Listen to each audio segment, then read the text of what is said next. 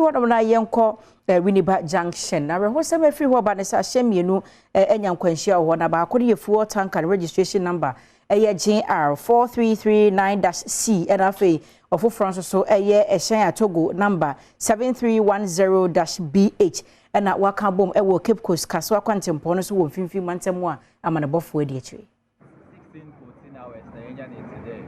Accident is Winneba Junction. Now Winneba Junction a few meters away from the Winneba Junction. After them, fire service they be the accident is they dispatch young men to the scene to save lives and properties. They use the man na you do an accident or involve cars again. You couldn't registration number WR 4339C. Or fuel tanker or carry fuel from Accra or Besuna Wako Cape Coast.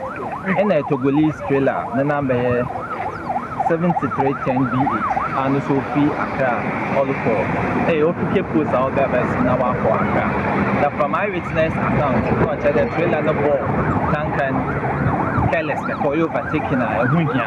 The tank and also in a way to prevent head-on collision. Decided to push the road in the Kaka. Now, all lose concentration of a share, teach more idea. But no problem in there, Nimpa, Upreno, Uprakesibia, Edama, Matasi. You have for trauma specialist hospital there, doctors, Obershana, Woman, I understand. It's a good more with us.